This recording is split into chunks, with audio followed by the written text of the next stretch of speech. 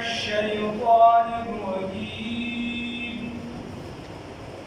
بسم الله الرحمن الرحيم يسألونك عن الأنفال قل الأنفال لله والرسول فاتقوا الله وأصلحوا ذات بينكم وأطيعوا الله ورسوله إن كنتم مؤمنين صدقت يا رب العالمين.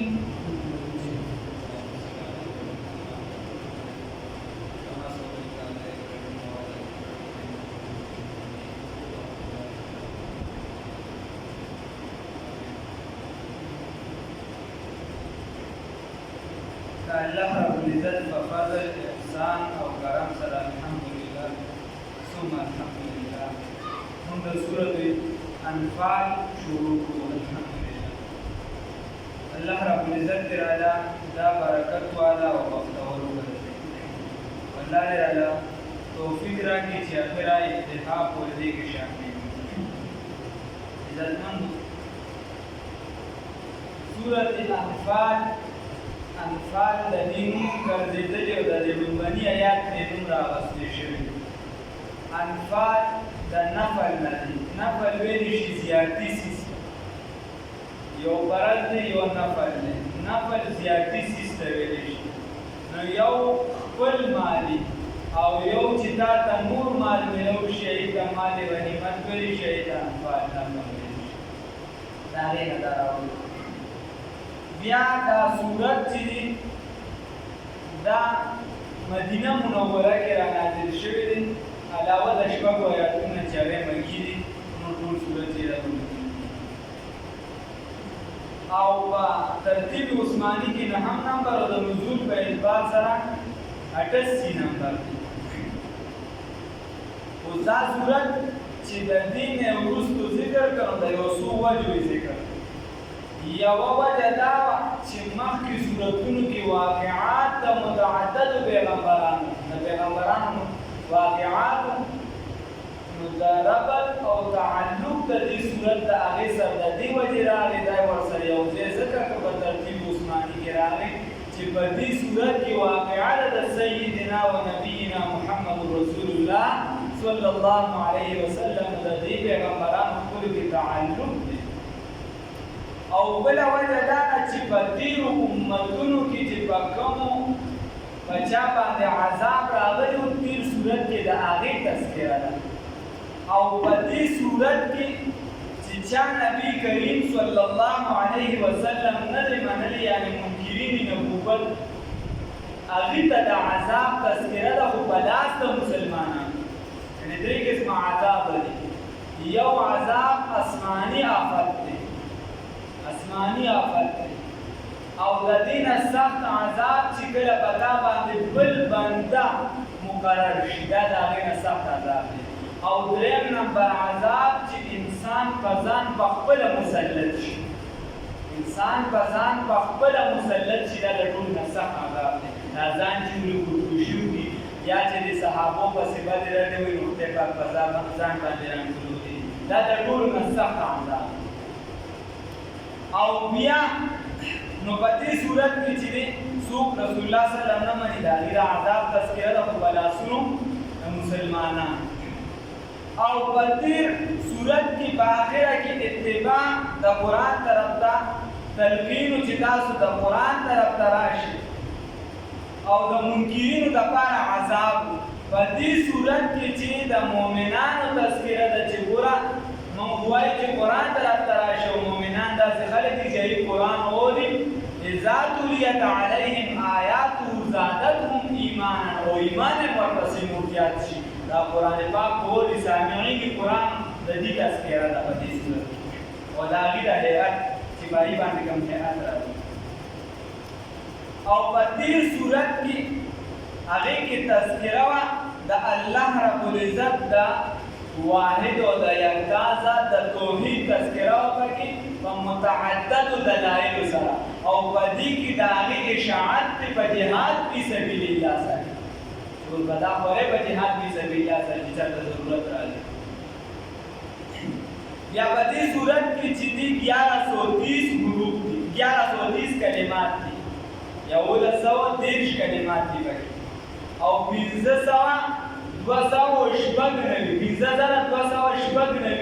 دا پکې حروف دي 5296 دا پکې حروف دي او په دې صورت کې دوه باب دي مختصر صورت کې دوه باب پکې ذکر یو باب دې د لسمې پارې پورې څلوېښتم آیات پورې واعلموا انما غنمتم تر هغې پورې نو په د لومبني باب کې چې دي په دې کې اجمالي د مال غنیمت تذکره ده په لومبني آیات بیا موږ تذکره او هلته بیا واعلموا انما غنمتم د دې د غنیمت د مالونو بیا تقسیم تفصیل بیا هلته کې بیا چې دا به تقسیمې څنګه الله یې توفیق راکړي بیا په دې لومړني باب کې دوه حصې او په هغې کې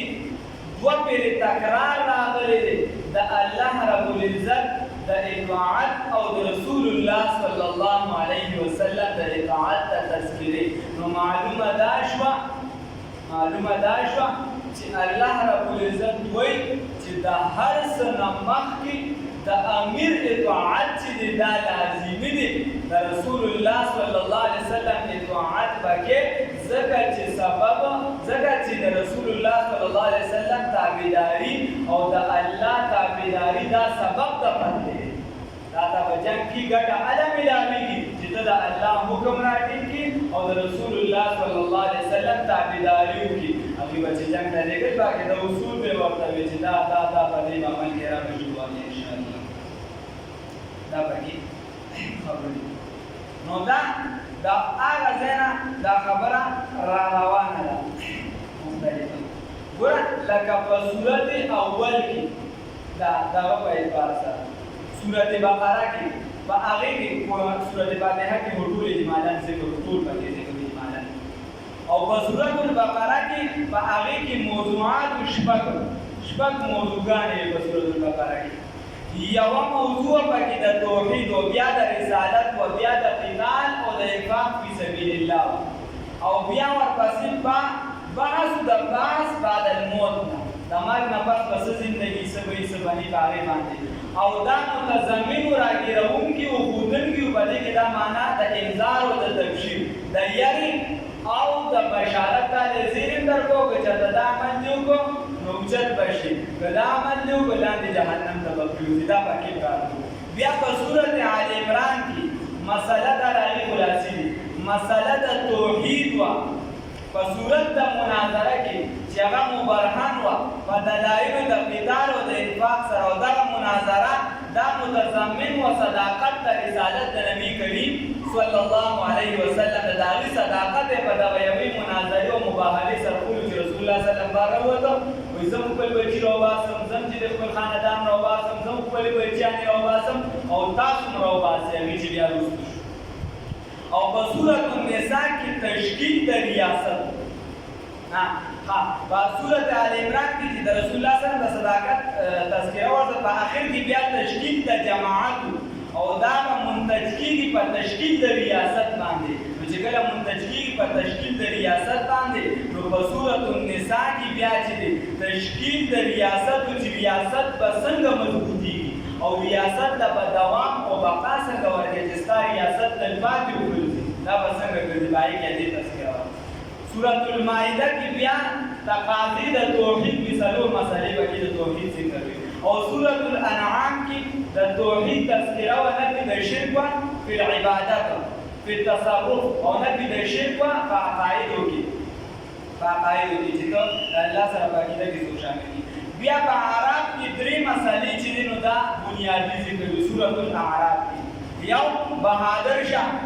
ځان بهادر جوړ کړه دویم نمبر مسله بیان او صفا لکه څنګه به چې موسی علیه السلام بیانوله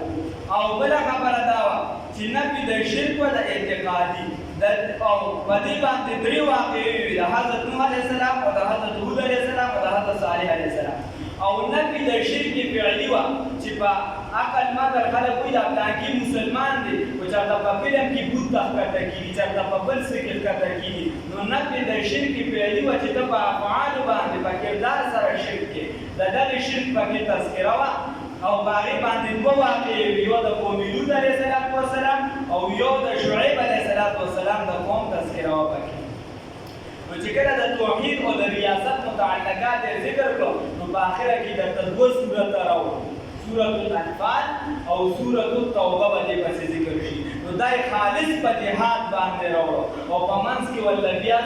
بسم الله هم ذکر نه کړه ځکه چې د دواړو مضمون متحد دی مضمون یې یو دی سورة توبه د دې منځ کې بیا بسم الله نشته یوه وجه دویمه وجه یې دا ده چې د رسول الله صلی الله علیه وسلم نه بسم الله ثابت نه ده بیا بېرته خبره راشي خو چې د هغې نه ثابت نه ده نو دا یې نقلي وجه شوه او دا یې عقلي وجه شوه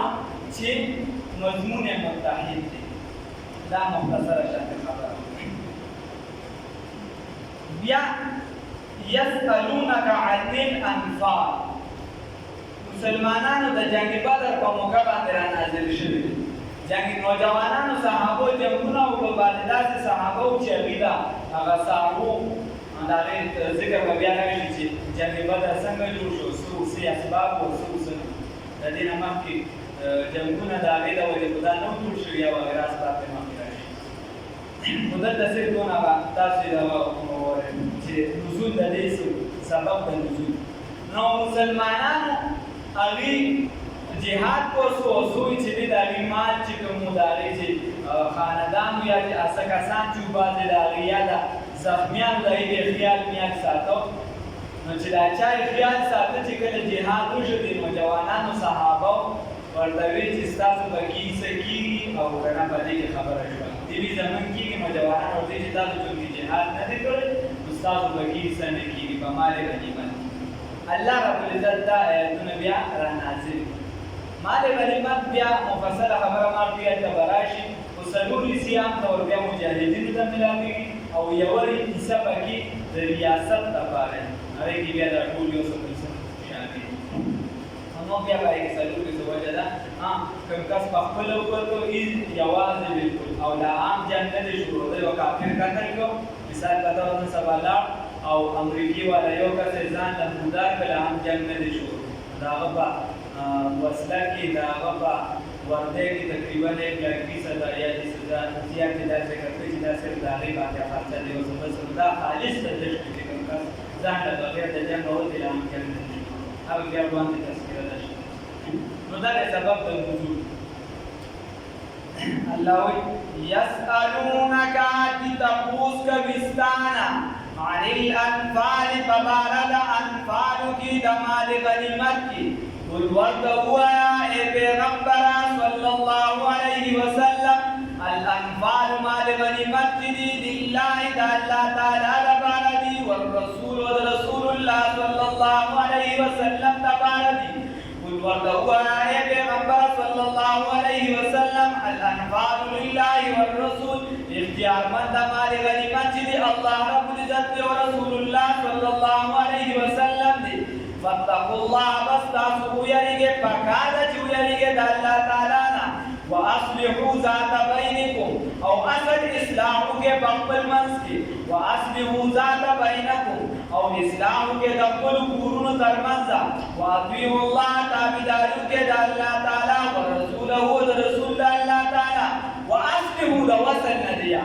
واصلحوا ذات بینکم خپل منځي تعلقات سم کړئ خپل منځي کې یو بل سره خلې راخلې من چې د چا مال په غنیمت کېږي د چا کېږي د چا نه کېږي دا اختیار د الله او د رسول دی تاسو د یو بل سره ورولي د یو بل سره تعلق دا مضبوط ساتئ ستاسو به دغه کار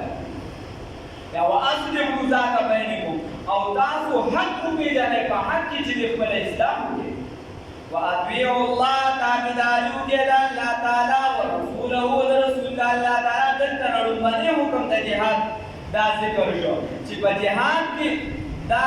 امیر لره چې دی د هغه حکم د یو خاص اهمیت دی رسول الله صلی الله علیه وسلم د حدیث مفهوم دی که په چېرته په تاسو باندې یو حبشي غلام ولې امیر مقرر نه کړي شي د هغه به په تابعداري کې دا په تا باندې لازم د امیر اطاعت چې دی د انسان شي او لازمي شو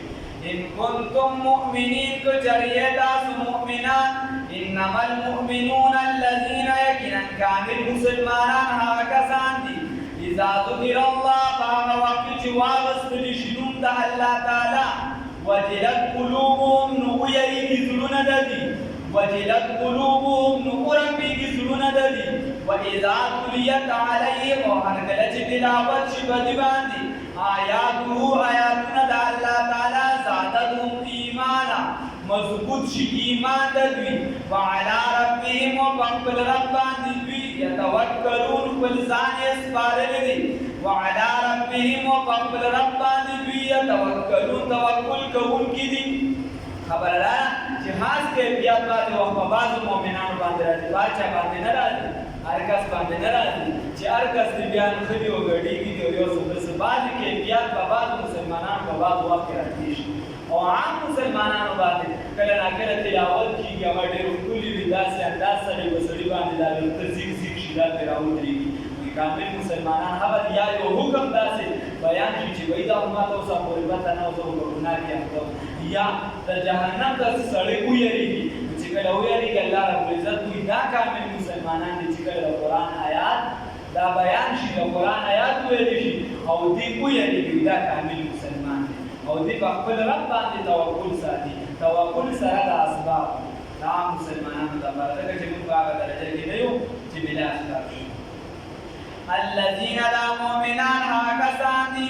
یقینون دا اسباب سره مطلب سره اسباب دا دي چې دا موټر سایکل لا وسو موږ کوم څه نه ولا سره چې مدرسې دراشي نو موټر سایکل براوله بیا به دا یو خپل تعالی چې کوم یا مو بیا په خپل تعالی وي او بیا به الله په ذات توکل وکي او به چې خدای پاک اوسه ساتون کیږي چې الله یې ورته بیا یو ساتي ته خپل اسباب اختیار کړي او الله نه ورته تعالی ورته یو غني اسباب استعمال ومن في بيتنا في طريقه بلغ مدرب الفارسي وغيرهم الذين كسان يقيمون الصلاه اوس د مؤمنانو صفات بیانېږي د سورۃ بقره کې راغلي چې په دې راغلي یو سیدل د بیانېږي الذين كسان يقيمون الصلاه چې قائم وي ومنځونه لرا ومما رزقناهم وبعد هغه مالونه چې موږ ورکړي دي دا ينفقون دي صدقه کوي موږ دې کوم مالونه ورکړي دا غي نه صدقه کوي او د منځونو اهتمام کوي ها د منځونو خاص خیال ساتي دا څه باندې کې چې کله یو منځ کړی یو نه یا د خپل وخت نه د منځ خیال ساته ها د منځ په اړه کې ډیر زیات تاکید کوي حتی د دې کتابونو کې یو انسان د حالات راځي چې د جامع مسود یا بل څه مثلا دې بربر بالکل اسی په بدل باندې نشي په دا حالت کې د منځ معاف نه دا حالت کې د تمام نه دي په بچري دا قبلي طرف ته ودی چې دا مقاله لاندې اندامونه د ځمکې سره لګېدلي چې باندې د یو په اشاره باندې کوم سکرین ورته نه حتی چې یو زنانه بچی کیږي او شروع شوی دی وینه نه راځي واغې ته دا حالت کې کوم څه کېږي کیږي او ګناګار بلاد مو مسلې لازم اهتمام وکړئ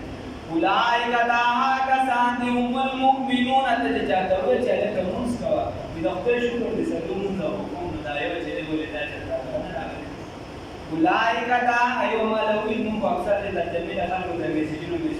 چې له راځي د سبب وایي ان شاء الله دا راځي سیستم یې سيزونه چې دا مانځ کې دا چې نه ګورم نه وایي چې دې ګناګار نشي دا په کویګه چې د خپل باندې قرآن کې هو دا ما دا حکم د شي مولا نه راځي دا هو زه د تمه چې کوم چې کوم د الله حکم د شي مولا نه راغلي کوم ستاره دې او کوم ستا خالق او مالک دې دا په حکم نه ګناګاری او زما په یو درخواست باندې ګناګاری زما باندې نه ګناګاری دا هو زموږ یو بس یو بل خبره کو دعوت یو بل ورته تبلیغ ولوي مذاکره وکړو یو بل سره چې ما کې غلطي ته راځي چې دا کې څه به درته پدې په وخت چلی او ته زویم چې ما ته څو زما غلطي نه وي زپاکې ته چې ما ته څو زما غلطي نه وي زپاکې مې بیا معاشره سره خرابې نه دا به کو باندې څو نه ګناګاری او خبره دا چې دا ته دا کله بام ویلې شو اذان شو کله دا الله حکم ته متوجي شو ته د دې تابعداري نه کې دا ټیک ګناګاری اولئک دا کسان دي دا مؤمنان کسان دي دا صفات والا کسان دي هم المؤمنون چې هم اولئک دا کسان هم المؤمنون هم دي مؤمنان دي حقا فرشتیا لهم د دې لپاره درجات درجې دي عند ربهم پنځ رب دوی ومغفرة وبخنه د ګناهونو ده الله دې راوړي ورزق کریم او رزق دی عزت والا ور رزق دی عزت والا الله د رزق در عزت والا چې د الله شي چې د الله سړي هغه بستار شي وقص الله دا ولې کما اخرجک اذا زکه چې تمي وباس ته تعالی نو باسل ربک رب من بیتک د کورستانه بالحق په حکم خپل سره یا د بعد حق فیصله کما اخذ کی بیا دې سرجونه موږ دې یې راځي کما اخرجک زکه چې وباسلی تعالی ربک رب من بیتک د کورستانه بالحق بحكم كل سرا وإن فريقا يقينا هو ولدا من المؤمنين المؤمناننا لكارهون شبات يغنن دغوتل شبات يغنن دغوتل من الفقر لغربت وجن عليه تذكير برش يجادلونك لجگل بدتاسنا في الحق بحق بعدما رسل آغنا تبينات هو ترشد دیتا دا حق کانما گویا کی بھی یساقونا شړلشی الى الموت د مرګ درکتا وهم ينظرون او دیوی د مرګ درا الله رب العزت د دنیا او آخرت